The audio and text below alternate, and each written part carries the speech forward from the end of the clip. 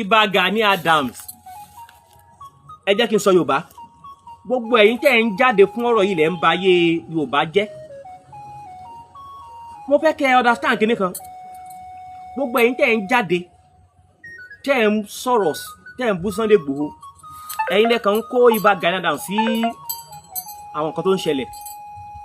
ẹ̀yin lẹ́kàn ń tàbùkù ẹni lẹ́ni kò yé yín bẹ́ẹ̀ ni tó bá yé yín ni tẹ́ bá ti ń bú Sunday Igboho irú ẹkùn ní kọ́kọ́ lẹ̀ ń bú Sunday Igboho ti gba gbogbo ilẹ̀ Yorùbá tán bẹ́ẹ̀ ni oníkálukú wa ẹ̀dẹ̀ jẹ́ ká mọ̀ tá a máa sọ lẹ́nu toríjọ́ tó bá máa ba oníkálukú tí wọ́n á play bó ṣe bú Gani Adams fún ẹ tí wàá jẹgba wọ́n á play bó ṣe bú Sunday Igboho fún ẹ wàá jẹgba kò nídìí pé à ń bú yàn òtítọ́ ọ̀rọ̀ ní ká bó oníkálukú sọ Sunday Igboho máa lè adjust Ìbà Gani Adams máa lè adjust bẹ́ẹ̀ ni ṣe rí Sunday Igboho tó ẹ̀ ń jáde fún oníkálukú yín ẹlòmíì ò mọ ohun tán pè ní cyberbullying nínú yín ìdájì ò kàwé ò ń búyàn lágbájá kìíní kan báyìí ní orí kìíní kan báyìí ẹni bá ti bú Sunday Igboho níbi tá a dé dúró lé ní báyìí ó búrú ẹkùn nìkan gbogbo ilẹ̀ Yorùbá ló ń bú ojú sí là kò sí nǹkan kan tó jẹ́ kí bọ̀bọ̀ yìí kí olóyè Májàsọ́lá Sunday Igboho kò sí nǹkan kan tó jẹ́ kí ó jẹ́ the voice of the people tí o gbọ́n fẹ́rẹ̀ ní pé kí ni ó jẹ́ ni tó kó yàn mọ́ra kì í dúró de pé ká pàṣẹ fóun kó tó lọ ṣe nǹkan ẹ má jẹ́ nǹkan yẹn ẹni tó bá máa gbèjà Yorùbá tó bá máa jagun Yorùbá o ò ní máa sọ pé ilé báyìí ló ní ní Lẹ́kì o ò ní ka iye ilé tó ní ní Àjà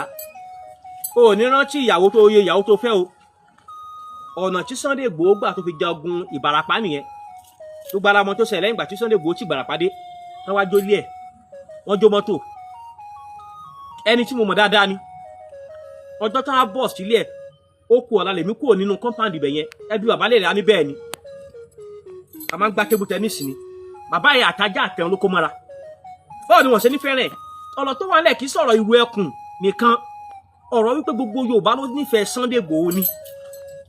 ọ̀tọ̀ dẹ̀ làyàn mọ́ ọ̀tọ̀ lórí èèyàn lè ṣe awúre kọ́ má fẹ́ràn ẹ o ó dẹ̀ lè má ṣe awúre kó dẹ̀ gbogbo ayé ẹ̀yìn ẹ̀ náà wà ohun tọ́lọ́run bá ti sọ pé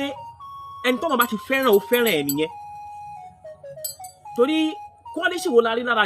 Ìgbòho ni pé kíni ó jẹ́ nìkan tó níwà rẹ̀lẹ̀ kì í dẹ̀ fojú pààyàn rẹ̀ gbogbo àtà ń sọ̀rọ̀ tá à ń jáde ẹlòmíì inú yẹn ń sọ̀rọ̀ torí pé kí Facebook lè fún ní owó ni ẹlòmíì owó Facebook ló ń wá ẹlòmíì kó sọ̀rọ̀ kí ibà lè fún ní 5,000 káàdì ọmọ yẹn ẹlòmíì ń sọ̀rọ̀ kó lè get recognition Sunday Igboho ni ohun tá à ń sọ ni pé kí ni dáadáa tí oníkálukú wọn ṣe Sunday Igboho mẹlẹ́yàmẹ̀yà kò sí tó kàn pẹ̀lú pé bí OPC ni ẹ òun ò bẹ̀ ṣe no Sunday Igboho mọ̀ mí fún OPC ìjọ pàtí máa kọ́kọ́ lọ sí olóyè Sunday Igboho aṣọ OPC mo wọ̀ lọ tọkọ OPC sí lẹ́yìn tọkọ sí níwájú kò lé mi dànù kò lé mi bẹ́ẹ̀ ni ìdajì yín lé ní ẹ̀yin tá a jẹ́ tẹ́jọ́ OPC tẹ́ ẹ bá rọ́mọ Sunday Igboho kọ̀ọ̀kan Sunday Igboho sáyà tàbí tó kọ ìlú ẹkùn sáyà tó gbá wájú ọ̀dọ̀ yín kọjá tẹ́ tó bí 6 méje ń bẹ̀ ẹ̀ múra pẹ́fẹ́ lù ni ẹ wò yàtọ̀ báyẹn ẹ̀ múra pẹ́fẹ́ bàjà ṣùgbọ́n Sunday Igboho ìjọ tí máa kọ́kọ́ lọ lẹ́ẹ̀pá tí mo ń pè wọ́n tán júwe fún mi aṣọ OPC ni mo pọ̀ sẹ́yìn bẹ́ẹ̀ ni pẹ̀lú no smack OPC Sunday Igboho a máa rántí báyìí fúnra wọn bọ́dẹ̀ ṣe rí mi bọ́bá lélẹ̀ wọ́n ló gba ọ̀pá lọ́wọ́ Fúlàní káìláì ọmọkọ Yorùbá ni ọ́ bóò ní pẹ̀lẹ́ ń tọ́ kọ́ pẹ̀lú ọ̀gá ńkọ́ lọ́hún ìyẹn Ìbà Gani Adams béèrè oní àbá wà wọ́n ní káìláì kò sọ pé tí wọ́n mọ́ OPC ní mí kó lé mi jáde ó nífẹ̀ẹ́ gbogbo ẹni tó bá ti máa kó Yorùbá jọ ò ní mọ̀ pé ẹnìkan ẹgbẹ́ báyìí ni bẹ́ẹ̀ kálukú kan sọ yàmà àti baálé ilé mi tí o ti mọ̀ tí ó jẹ lálẹ́ ẹjọ́ yẹn àwa tá à ń jáde tá à ń sọ̀rọ̀ olóyè Májàsọ́lá gan fúnra mọ̀ pé àwùṣe òkèrè nu ayé àwọ̀ ò jáde fún Sunday Igboho tó pé bẹ́ẹ̀ kó bá dé fún alẹ́ mìtì àwa máa ń lọ bẹ̀ tá a máa tún ra nǹkan dání pé bàbá ẹ gbà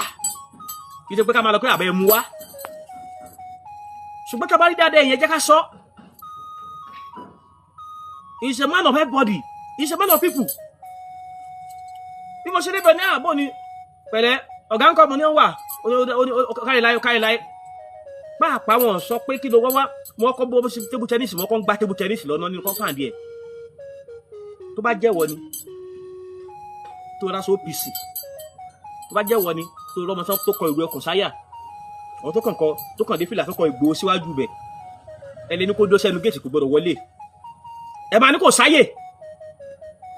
Ọkọ̀ tẹ̀ kọ́kọ́ lu palẹ́nu géètì náà. Ẹni ní ṣe ló wá da ògùn sílẹ̀. Sunday Igboho kì í sọ̀s kó wa kò í wò bẹ́yẹ̀ nìkan wá ṣe nǹkan fún òun kí kò gbàgbọ́ ní gbọ́dọ̀ pé ẹran ẹ̀ wá wò wá bẹ̀ wò kí ló kàn án. Ilẹ̀ Oòduà á bí ẹ tó bá lọ dán wo tó mọ̀ ní tiẹ̀ nìyẹn. Kí ló dé? Gbogbo ẹ̀yin tẹ́ ń jáde fún Sunday Igboho tẹ́ ń bú Sunday Igboho. Sunday Igboho kọ́ lẹ́ ń bú gbogbo ọmọ Yorùbá ló máa dìde jà sí yín. Gbogbo àwọn ládéládé kì í ṣe àwọn ládéládé pẹ́pẹ́ àwọn aládé ìgbèríko àwọn adé gidi àwọn adé ilẹ̀ Yorùbá tó máa kà tó máa ní akárìgbọ̀ kìíní kan olúgbọ́n of kìíní kan àwọn ọba lọ́ba tá à ń sọ nìyẹn o kì í ṣe àwọn ọba alágége of Agége o. Ẹ jẹ́ ká mọ̀ tá à ń ṣe. Ìbà Gani Adams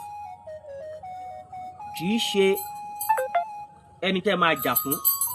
Àwọn Yorùbá fúnra wọn ló máa sọ pé yes àti rí iṣẹ́ takuntakun wọ́ wọn. Àwọn Yorùbá ló máa sọ pé yes bàbá ẹ̀ ti gbìyànjú. Ẹ sà ọmọ àlè ni wọ́n máa na bàbá ẹ̀ táwa bẹ̀rẹ̀ lọ dádì ẹ̀ pé dádì mi ṣé kí n lọ jà. No wọn na dádì ẹ̀ lójú wọn gbá dádì ẹ̀ létí. Dádì ẹ̀ wá dé ló wá ṣàlàyé fún ẹ pé Kúnlé ọ̀rẹ́ ẹ̀ yẹn náà mi lé ní. Dádì mi náà yìn ọ́ ní ẹ dádì mi ṣé kí n lọ bá kí n lọ jà ọmọ àlè ni ẹ. No ẹni bá máa gbèjà Yorùbá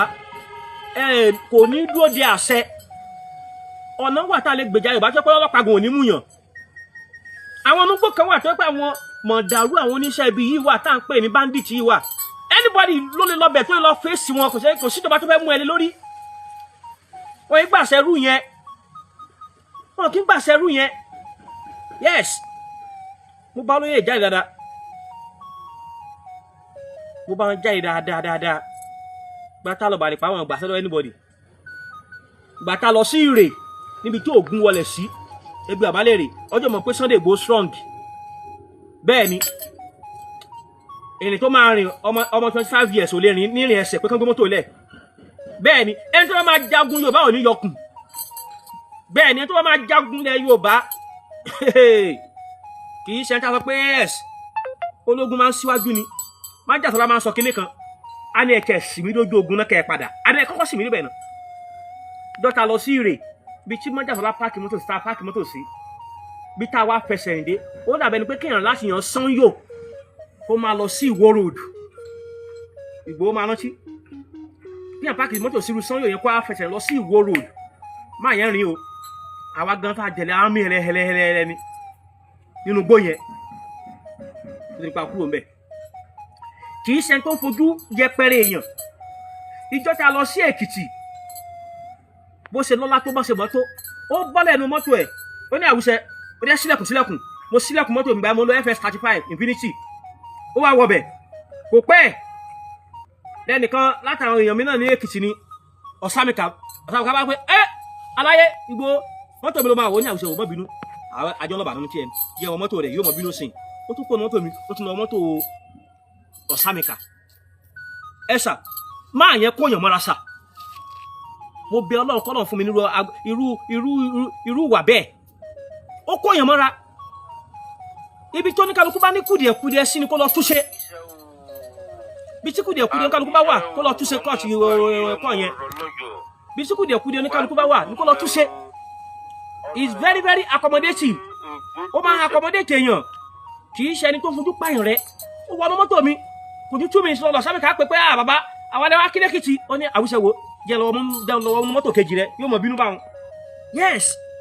pẹ̀lú ọlá rẹ̀ mọ́tò tó wà ní compound ẹ̀ kì í sọ̀rọ̀ mẹ́wàá àwọn latest mọ́tò 2025 2026. ọmọ kú ayé ọmọ ọ̀rọ̀ lọ́jọ́. kì í o ní láti kalẹ̀kùn kó tó wọlé ní Májàsọ́lá. So gbogbo ẹ̀yin tẹ́ ẹ̀ ń jáde tẹ́ ẹ̀ ń búgbò òòṣà ẹ̀kàn ń fi ẹgbẹ́ ẹni pé ẹ̀kàn ń yẹpẹrẹ ibà ni torí bó lẹ ṣe máa búgbò òòṣà tí wọ́n ní bú igba wọ́n máa bú ibà náà. Ìrù ẹkùn kọ́ ló ń jáde ìdájà àwọn tó ń jáde fún Sunday Igboho gan wọ́n ń sọmọ ìrù ẹkùn àwọn ọmọ Yorùbá àtàtà bẹ́ẹ̀ ni torí pé kí ni